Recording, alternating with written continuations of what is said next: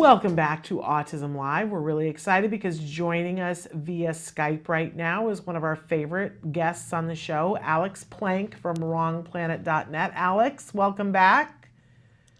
Hi, I just turned on my headlamp going camping this weekend. Oh, is that what's on the agenda this weekend? Yeah, I can make it brighter. Well, but let's not do that because then we can't see you at all. Okay. It totally makes the camera wig out. So, have you always been a camper? I know that you've been doing much more camping lately. Has this always been something, or is this a Oh no, fairly... well, I like off-roading in off-road vehicles and Land Rovers, Range Rovers. So this is just an extension of that. This camping trip, I will be going on a excursion up into the mountains, and it'll be pretty fun. And so, But how many people do you go with when you go? Is it a small um, party or a big party? yeah, there's only going to be about 5 of us, so that'll be fun. Now, whenever people talk about camping, for me, there's a couple of different types of camping. There's camping where you're really roughing it, and for me, the dividing line is: are you digging your own toilet? Um, no, I have someone to do it for me. Oh, I I have see. But someone in the I party is digging the toilet. There's no porta potty close by. No, there's like a bathroom thing there at the campground. So Okay. yes. All right. So you're not But doing the roughing it kind of well, camping. I am. I have.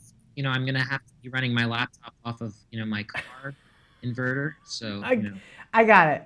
I got it. That's a much better type of camping where I'm concerned. There's some people who are just, there's no laptop on their trip. But anyway, so Alex, but after this camping trip, you're getting ready to go to oh Wisconsin. yeah, literally the next day I'm getting on an airplane and flying to Milwaukee. And tell us again what it is that you're going to be doing in Milwaukee because you got two things going on. Well, first I'm going to be doing this conference, and obviously if you're going to be in Milwaukee, you should definitely come. And I have the details right here, but okay, I'll just say it's on July 11th. Autistic.health.org. I'm gonna have to turn my volume down because I hear an echo. okay. But basically, it's autistic adults and other stakeholders engaged together. It's a conference to bring about discussions and fostering uh, conversations about autistic healthcare and the gaps there and issues with autistic mortality. And what's really great about this conference is it's a way for everyone to get involved and have their voice. I'm even going to be hosting a Twitter chat. First, we got to get Twitter followers, but hopefully from the Twitter chat we will. But either way, also, crazy thing, we're streaming the conference, so you can actually register for the conference right now. Okay, Um, so we're losing you a little bit here, Alex, where your voice is kind of going a little bit in and out. But oh, can you so hear me I now? I can hear you, but so I just want to be clear that our viewers got this, that you're going to be doing some things on Twitter with the conference, and you're going to be live streaming the conference. So if people go on and register right now, whether they're in Wisconsin or not, they can participate in the conference and get the information because this is huge information. It was always huge information, but especially this year, a bunch of studies have come to light talking about some of the different medical needs and some of the concerns with individuals who are on the Yeah, autism and the spectrum. issue with a lot of those studies is the fact that, a lot of these studies don't have autistic involvement. So, what's really cool about this is it's something that's really focused on the autistics themselves, guiding the research and all of the all of that. So, it's funded by Pori. So, Okay, so really important, but I want to be clear that when you say that some of the research that was done didn't involve autistics, you mean in terms of setting the parameters of the study and choosing what to study because they were right. Well, studying obviously they're individuals going who to are on the study the spectrum. autistics, Right. but like what I'm talking about is, patient-centered, research. So it actually involves the patients, the people who are autistic, and the research itself. And that's what's so great about this project. We're getting voices from all over the community. Yeah. And at autistichealth.org, you can go check that out. Okay, autistichealth.org and they can go and register. Is there a cost for registering? No, it's free, and you can watch it from your home and interact and take part. which is a wonderful thing to do. We all need to be making health a priority for our loved ones and for ourselves. So this is a really amazing thing to do. But if you are in Wisconsin, because you're going to the Autism Society of America conference, if you go just a day early, you can be there in person because you're having a bunch of panels and speakers. Alex, tell us a little bit about who's going to be there and what they're going to be talking about. Well, we have a great group. We have Anita Lesko, Stephen Shore, we have myself. We have Beth Hunter, Kathleen Thomas, and Christina Nicolaitis. I'm just reading these names. I know who they are, but like I just want to make sure I get their names right. Absolutely. It's going to be really. I think it sounds really incredible. I think you've put together a really good conference, and I can't wait. And we're hoping that we're going to be able to Skype with you at some point into our live show next week, either both from that conference and from the ASA conference, or one or the other, whatever Well, you I can think fit we in should your do time. both. That would be incredible. I I would prefer that, Alex. I'm down for that. We have time constraints, and if you can Skype with us during those time constraints, I would love to have you talk to us from the conference room floor, because I used to get so angry, Alex. When my kid was first diagnosed with autism, I would read about these conferences and I couldn't get to them. I didn't have the money. I didn't have somebody to watch my child. I couldn't travel. And I would think probably amazing things are happening at those conferences that I don't know about. I have now been able to go to some of these conferences, and you do learn things, and there is a feeling. And I want to say to everybody, if you have the opportunity to get there, there is nothing like that. But sometimes you can't. And when I started doing a show, it was partially because I wanted for people to be able to know what was being said at conferences and have access to that information and have it be available at 2:00 in the morning, not, at 3:00 in the afternoon on a Wednesday in another state that I can't get to. So yeah, well, we're not going to be available. I mean, technically, this is not going to be going on at 2 a.m. in the morning, though. So no, but if we do an interview with you, then people will be able to watch and see what was happening at the conference at 2 a.m. Well, they can watch it on their own time at 2 a.m., but I'm definitely not going to be doing an interview at 2 a.m. But at least there's recordings of it. Didn't used to be that people didn't used to live stream. So I'm glad that you're going to live stream it, because then it'll record it and people can watch it later. And this is important information. So again, the website is autistichealth.org. Yeah. Okay, great. And then, so that's on, is that Wednesday? Is that the day of the week that that's taking place? Is that when the 11th is? Is it a Wednesday? Yeah. Okay. And then on the Thursday, you're then going over to the Autism Society of America conference. What are you excited about for that conference? What am I excited? Yeah. Is there something that you've already looked at the ASA conference and you're like, oh, that's the talk that I want to go to, or that's the panel I want to see, or what are you most excited about? Well, I'm really excited about the AASET conference, but it's just one of the really great things that I really like about the fact that these conferences exist is that there's a whole group of people that I get to see, like Dina Gassner and Stephen Short, my friend John Robeson. We're going to be hanging out. He's speaking on Friday at the ASA conference. Yeah, I do think, I haven't been to every conference, but I've gotten to a bunch of them. And I do honestly believe that if you go to the ASA conference, you get treated to, you will see and meet and get to interact with more adults who are on the autism spectrum than you will at any other conference. Is that fair, Alex? Yeah, I think that you would see a lot of adults there, and kids on the spectrum. But you see, you have access to groups of adults all the time, and with Wrong Planet, I mean, you always have access to adults on the spectrum. For people who have little kids on the spectrum, this is an unknown to them. They're dying to meet adults who are on the autism spectrum, to see all the myriads of possibilities that their kid can achieve and who their kid might be when they grow up. So you might be able to be cool like me and have a 1200 lumen headlight. and that we can look at instead of seeing you, because that's what happens every time you put it on the camera, is that the camera goes black.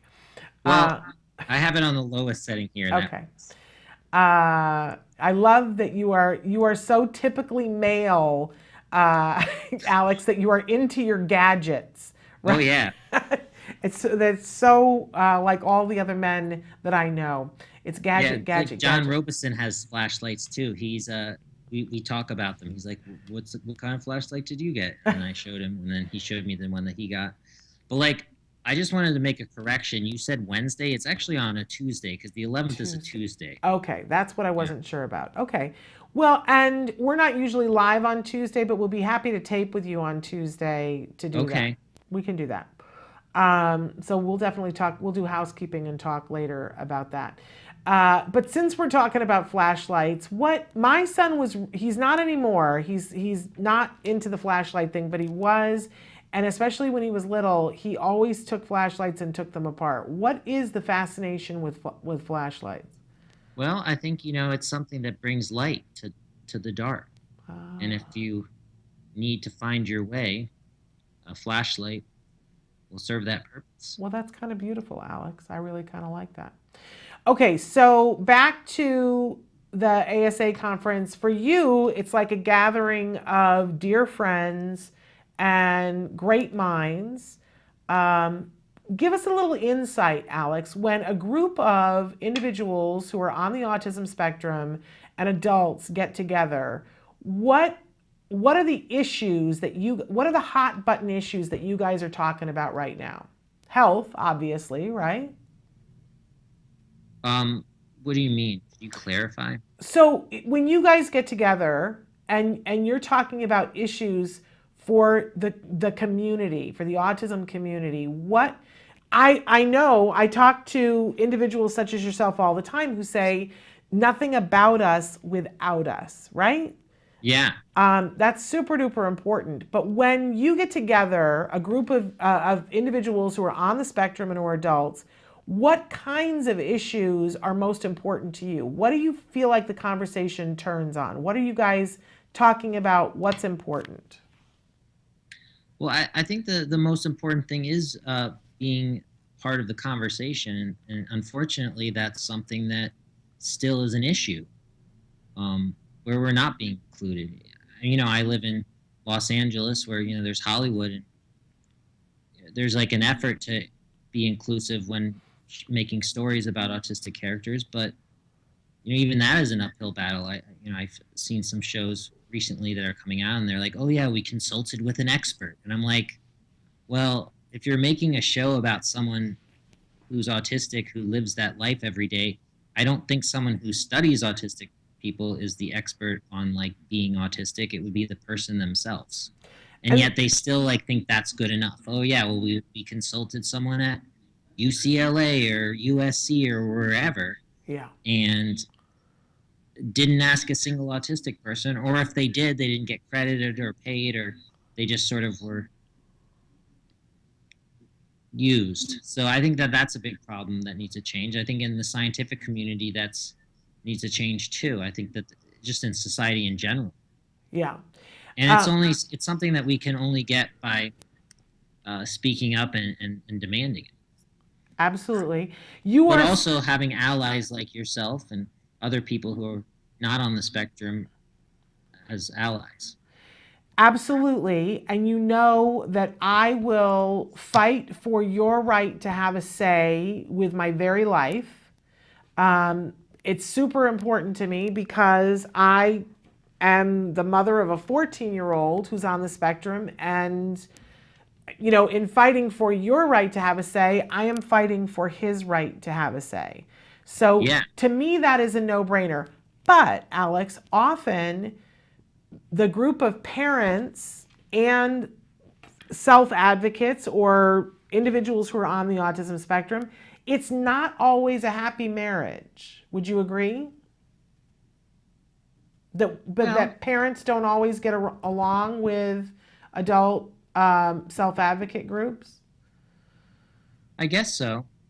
But Uh, I mean, people in general just don't get along. I don't think that's something specific to autism. okay, I think that's fair.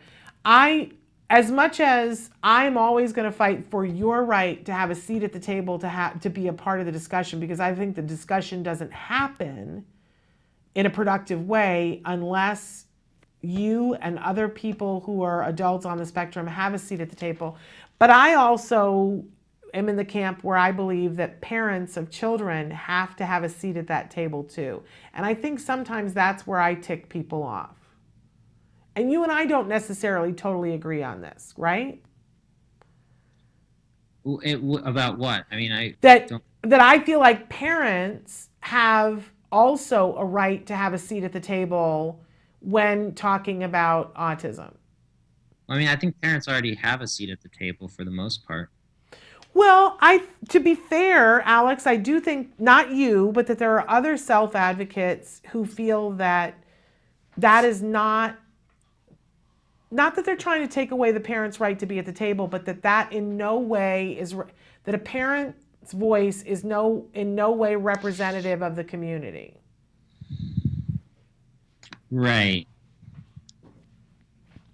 I mean, And there are people who say that. So, for instance, if you have a group of people that are doing something and you have parents who are on the autism spectrum, I honestly believe that there should be at least, let's say you have 5 autism parents and they're saying that they're doing a charity about autism, or they're doing a project about autism. You've got 5 autism parents and you don't have a single adult who's on the autism spectrum. I don't feel like that is an equal balance. I really think you're probably going to miss a perspective. But I also feel like if you have 5 individuals who are on the autism spectrum that are adults and they're putting forth agenda about the autism community, I think it's important for there to be a parent of a child on that committee as well. And that's not fully balanced unless you have a parent there. Well, I mean, if you look at most of these committees right now, that's like, it's the opposite of that, really. I do There's think mainly parents. I do think that it is mostly parents, and I agree with you that it needs to be more even. I just don't want to. I don't think that by saying. I think that the issue here is that, like, I don't think that's going to be a problem, because clearly you're out there advocating. People on the spectrum are out there advocating. There's going to be room for everyone to talk. I believe that. I firmly believe that. But the uphill battle right now is unfortunately getting autistic people's voices heard. And I think what do you think we need to do to make that better, Alex? What has to happen? I think one thing, and John Robeson talks about this a lot, is the times that a lot of times autistic people are asked to contribute to things, that they're asked to do so for free or for little to no pay, when they're the ones that should be getting most of the money. But yet, there's been plenty of instances where big organizations have people on salary asks an autistic person to volunteer for the good, and you're like, well, you're not volunteering, you get like a 401k, and if you're lucky, a 402k. Yeah. One of the examples that was brought up recently, that, for instance, in these health studies, the people who were doing the studies, as you said, were not on the autism spectrum, but they were studying people with autism. But other than, whenever people are a part of a study, usually there's like sometimes you get a gift card, there's a small amount of money that's being paid, but the people who get the most money are the people who are doing the study. Right, and the organizations that are funding it, and I mean, doing this study, you can't give too much compensation, but like people who are working, who are on the spectrum, who are helping to guide the direction of the study, the direction of the research, people on the, they should get paid. Other side of the table. Yeah. I got to be honest that, I get asked to be on committees a lot for different things, and I never get paid for it. For what? Like for all kinds of things. I get asked to be on a committee that's going to create a policy or that's going to like research something or whatever. Sometimes I'll get a gift card or something, but I've never gotten paid for it either. I didn't even know that when you consult, I do know people who get paid for consultation, but most of the time as an autism parent, when I consult, there's never even any discussion about pay. So I don't know whether that's just a thing or whether I'm just not Well, I mean, but smart. you have a salary, right? Yeah, I mean that's Yeah, but again, this is my job right. versus yeah, but we don't pay anybody to be a guest on the show. We don't pay anybody. I don't, it's true that we don't pay you to be a guest on the show. We don't pay Dr. Grandin to be a guest on the show, but I don't pay anybody to be a guest on the show. Yeah, but I'm still waiting for that $50,000 check that you promised me. I promise you. No, now, but let's be clear that I never promised any kind of a check to Alex, but I have referred people to you for paying jobs, have I not? That is true. I actually have gotten some jobs because of you. Yeah. So, I'm always looking out for you. And I'm always trying to help make sure I mean, let's be honest, there have been times that people have come to me and said, would you like to, we're working on this script. And I have said, no, I think, you need to talk to, and I've given them your phone number. Yeah. I have also, shared other people's numbers depending on which coast they were on. Yes. I believe I am 100% with you that those kinds of consultation jobs should be paid because they would be paying, if they were paying a poker expert to come in because the movie was about poker, that poker expert would get paid. There's a poker tournament coming up soon in September. There is a poker tournament with Ed Asner. With Ed Asner, and I'm very excited about that. Are you going to play this year again? I think so. That's a good thing. I will more than likely be there to cover it. I hope so, Alex. I hope that you would win. I hear that Ed is a pretty good poker player, though. And Matt almost won last year, I think. Maybe. I mean, he wasn't like that close. All right. I don't think he even came in second place. Oh, I mean, to be fair, I lost, and I would have lost sooner, but Rosie O'Donnell had to leave, and she gave me all her poker chips. Oh. She was like, "Here, come here," and just gave me this massive pile of poker chips. Well, that was nice of her. And you lost them. She asked me later who won, and I was like, "I don't know." I'm pretty sure that Matt came in second. Did he? I wouldn't write that in blood, but I'm almost positive that he came in second. That's what my memory recalls. But I had left long for his before. money, if that's the case. Well, in any case. So let's cycle back. This has been a great conversation, but let's cycle back to make sure that people know. Go to autistichealth.org, register. They're only going to be able to watch the live stream if they register, correct? Yeah, you got to register. You should register, and then, even if you're not sure you can make it, just register right now and, attend. Okay. Because it'll be worth it. And it's free to register, so, if you register and you don't go, you didn't waste any money. Right. And if you register and you're not available to watch during the live stream, is it going to be recorded so you can watch it later? I hope so. Okay. If it isn't, that would suck. It would suck. But we'll check back with you on that. But I would imagine that there's a way for you to do that fairly easily. I would imagine. I would imagine too.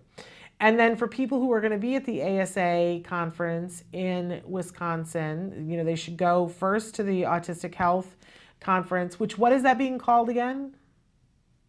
What is it's AASET? Well, yeah, but that's the acronym. Okay. And what does the acronym stand for? Autistic adults and other stakeholders engaging together. Okay, fabulous. And then stick around for the Autism Society of America conference and go to that and get to meet people like Alex. And you will definitely learn a lot at both of these conferences. Really, really wonderful. And we're hopeful next week that it's going to work out, that we're going to have Alex Skyping in with us from the conference. And hopefully he'll have his flashlight on then so he can be blinding us so we can be looking at a dark screen and nothing else. Can you see me now? I can see you now. We're getting a lovely shot of your beard from the side, and now we have the glare. Alex, I adore you. You know that I do. And we'll connect with you. I hope you have a wonderful time camping. Yeah. Oh, did I tell you I was doing improv with Second No. City? When is that happening? I don't know. I took like a whole like course and did a performance. And I didn't get an invitation to this? Well, it was improv one, so I would have I was come. really good, and I guess all my teammates were actually really good too. So it actually would have been a good show, but I didn't know. So All right. Well, you should invite me next time if I can at all. I love improv and I love taking my son to improv. well, Second City is doing this giveaway with Wrong Planet. They're gonna be giving away a class to a kid with autism in the Toronto area. So Oh, how wonderful. What a great, great thing. Improv is yeah, so great for our kids. I used to teach improv. yeah. I Oh, did. So, in any case, cool. uh, Anyway, yeah, well, that's wrongplanet.net. wrongplanet.net, especially if you're in the Toronto area. What do they have to do to register for that? Well, I had to write the article about my experience doing the improv class first, and then put a link to the giveaway contest. Okay. Well, sounds exciting. Invite us next time, okay? Yeah, I was thinking about taking a second level. I think that's a great idea. Yeah. It only can help, right? Improv skills only help you in everything that you do. Well, it helps you in so many ways that you wouldn't think about. So, Like, just like various like ways of thinking on your feet and being more clever in social interactions and being able to improvise. And the yes and portion is actually really constructive for having conversations, especially for autistic people that might be very rigid in the way that they communicate. This would really open it up for you. So I, I highly I recommend it. I'm going to Um, make sure that my son watches this interview because I'm not kidding. On 4th of July, when we were at the fireworks, we were sitting there and the phones had all died and we were forced to do the unthinkable, which was speak to each other. And we were playing all these parlor games that we don't play very often. And I said, let's play yes and. And my son was like, he did not want to do it. yeah, But eventually he did. But Yes and is a great game to play, as you said, with individuals or anybody. It helps you to become a more effective speaker, I think. it really does. And I'm actually going to start doing stand up. I actually went up to an open mic. Again, why am I not invited? Well, it's an open mic, so Like I can't come to an open mic. I mean, you could. Anyone's allowed in, but like, I'm not going to tell you which one it is. All You right. shouldn't have to Well, guess. once you get more comfortable, invite me. I'd be happy to come. Yeah, yeah. I mean, you've seen me speak before. It's basically that, but geared towards a neurotypical audience. Right. I'm sure that it's wonderful. Yeah. I'm sure that it's wonderful. Well, cool. Well, thank you for having me on. Thank you for being on, and we'll talk to you about connecting about next week, but have fun camping in the meantime. Oh yeah. Be safe. Bye. All right, bye-bye. That was Alex Plank from wrongplanet.net. Definitely check that out. Alex created wrongplanet.net when he was a teenager because he didn't have anybody that he could talk to about the things that were happening in his life. He wanted to be able to have a conversation, and that has taken off and blown up into a way that people all over the world, parents and teens and adults who are on the autism spectrum, talking and sharing advice and resources to lead a happier life. Isn't that what it's all about? So there you are. And make sure that you register at autistichealth.org for that free, being able to watch the live stream of that conference. It promises to be really amazing.